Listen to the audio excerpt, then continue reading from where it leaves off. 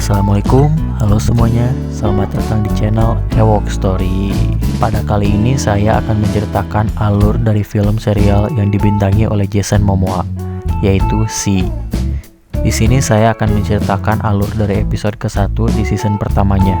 Dan jika menurut kalian film ini layak dan menarik untuk dilanjutkan, silahkan komen di bawah untuk request lanjutan episode berikutnya. Dan jangan lupa juga untuk subscribe serta aktifkan loncengnya, biar nanti kalau update alur film kalian bisa tahu notifikasinya. Baiklah, yuk kita langsung aja ke ceritanya. Dikisahkan pada film ini bahwa manusia diserang wabah virus mematikan di abad 21. Populasi manusia pun habis dan hanya tersisa kurang dari 2 juta. Para manusia yang selamat pun semuanya mengalami kebutaan. Hingga berabad-abad kemudian penglihatan hanya menjadi mitos bagi mereka. Dan yang membicarakan penglihatan dianggap sesat.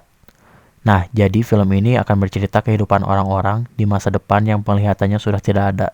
Jadi mereka menemukan cara bertahan hidup hanya menggunakan indera penciuman, peraba, perasa, dan pendengaran. Lanjut. Pada awal scene kalian akan melihat seorang wanita sedang mengerang sakit karena akan melahirkan. Wanita tersebut adalah Magra, istri dari seorang kepala suku. Dan orang yang menolong persalinannya adalah Parrish. Desa tempat mereka tinggal dinamakan Desa Alkeni, dan letak desa mereka berada di wilayah kerajaan Payan, yang dipimpin oleh Ratu Cain.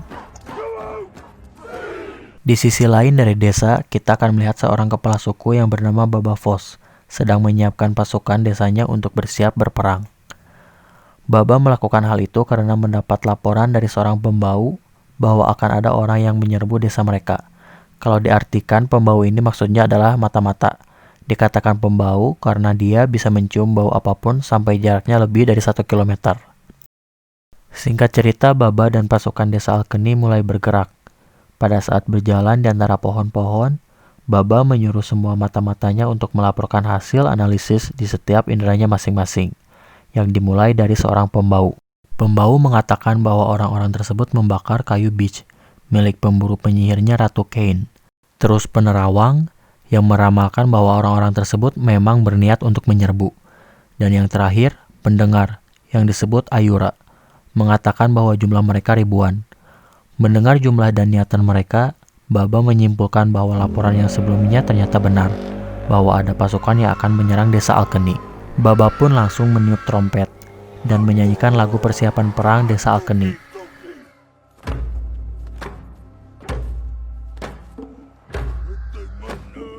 Sambil si Baba nyanyi, kita maju ke beberapa kilometer dari pasukan Baba. Di sini terlihat pemimpin dari pasukan penyerang yang bernama Tamak Tijun sedang berjalan, lalu menemui seorang pria dari desa Alkeni. Pria tersebut bernama Getterbex. Ternyata si Getterbex ini adalah seorang pengkhianat yang melaporkan bahwa ada seorang perempuan yang mengandung anak seorang penyihir adalah dia. Nah, si Tamak Tijun ini adalah seorang jenderal yang ditugaskan memburu penyihir oleh Ratu Cain. Saya jelaskan dulu sebelumnya. Penyihir di sini bukanlah penyihir yang seperti di film-film lain bisa merubah tongkat jadi ular. Tapi yang disebut penyihir di sini adalah orang yang bisa melihat.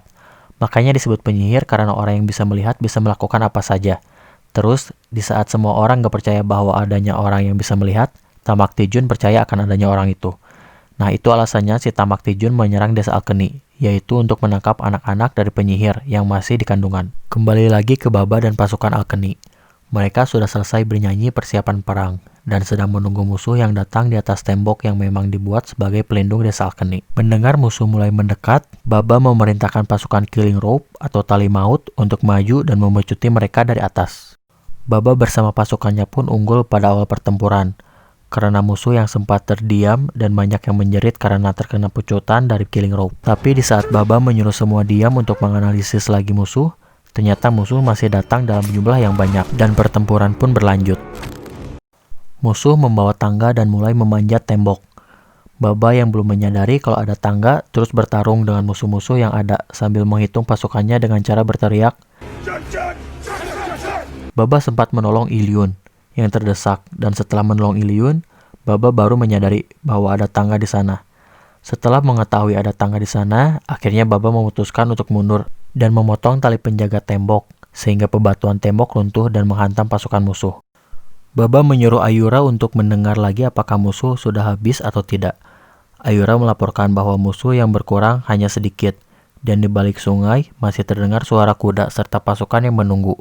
Akhirnya Baba memutuskan untuk pulang terlebih dahulu ke desa. Begitu sampai di desa, Baba memberitahu seorang tetua dan seluruh penduduk desa bahwa yang menyerang adalah jenderal pemburu penyihir. Tetua pun sangat heran dan bertanya, mengapa pemburu penyihir datang menghampiri desa kita? Baba tidak menjawab dan memerintahkan seluruh penduduk desa untuk membuat perangkap. Dan setelah itu Baba menghampiri Magra, dan dia terlihat senang bahwa anaknya telah lahir.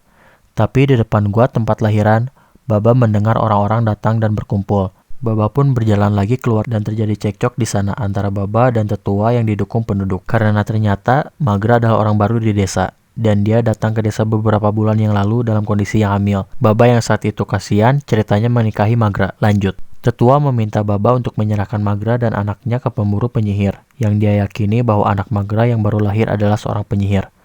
Baba pun menolak dan mengacungkan senjatanya, karena meskipun anaknya bukan anak kandung, tapi dia menyayanginya.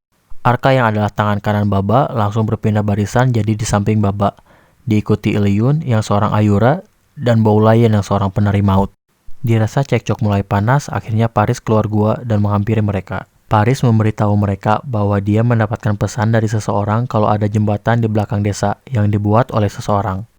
Penduduk sebetulnya tidak percaya kalau ada jembatan, karena sangat tidak mungkin tanpa melihat orang bisa membangun jembatan selebar jurang. Tapi apa boleh buat, akhirnya mereka mencoba untuk mempercayainya dan bersiap berangkat. Setelah semua orang siap, Baba dan penduduk Alkeni berangkat, dipandu oleh Paris. Dan ternyata benar, mereka menemukan jembatan. Baba pun menyuruh mereka berbaris dan mulai menyeberang selagi dia berjaga di belakang. Di sisi lain, Tamak Tijun dan pasukannya sudah mulai memasuki desa. Dia heran kenapa orang-orang tidak ada. Akhirnya dia pun mengikuti jejak penduduk desa dan juga menemukan jembatan. Tamak Tijun sempat marah kepada Getterbex karena dia berbohong kalau tidak ada jalur kabur yang lain di atas gunung. Tamak Tijun pun menyuruh si Getterbex untuk mencoba jembatannya. Baba Fos yang menyeberang terakhir memutuskan untuk memotong tali jembatannya. Di saat tali pertama sudah terpotong, Getterbex berteriak minta tolong. Dan Baba bertanya, siapa itu? Getterbex menjawab, ini saya, Getterbex. Akhirnya Baba menunggu dia dan mengulurkan tangannya. Di saat Getterbex sampai, Baba langsung memotong jembatan itu. Singkat cerita, setelah mereka semua kabur, seluruh Alkeni mengadakan rapat. Paris memberitahu mereka bahwa orang yang membangun jembatan itu juga membangun sebuah suaka untuk Alkeni. Dan Alkeni tinggal mengikuti petunjuk dari orang itu. Magra pun memberitahu bahwa orang yang dimaksud Paris bernama Jerlamarel, seseorang yang disebut penyihir dan orang yang memang sesat karena punya pemikiran yang buruk menurut Magra. Nah, sebenarnya di sini Baba Fos agak jelas sih dengar si Magra cerita-cerita soal Jerlamarel, karena secara tidak langsung dia berkata jujur kalau dia dihamilin sama Jerlamarel. Alkeni dan seluruh penduduk pun mengikuti arahan Jerlamarel. Oh ya, di film ini karena mereka semua buta, jadi pesan surat menyurat itu menggunakan tali simpul, sehingga mereka bisa baca. Dan pesan-pesan dari Jerlamarel dalam bentuk simpul tali. Pesannya itu dikatakan bahwa Alkeni harus mengikuti jalur yang dimulai dari berjalan di tengah sungai agar tidak tercium oleh orang dan tidak terlacak oleh anjing. Terus disuruh untuk menuruni tangga, yang akhirnya mereka menemukan suaka yang dituju, dan episode pertama pun selesai. Siapa sih sebetulnya si Jerlamarel ini? Benar emang dia bisa melihat? Semua pertanyaan itu akan terjawab di episode kedua. Jika menurut kalian serial ini memang menarik, silahkan komen di bawah untuk request episode berikutnya. Dan subscribe, nyalakan juga loncengnya, biar kalian tahu kalau episode keduanya sudah update. Sekian dari saya, terima kasih sudah menyaksikan.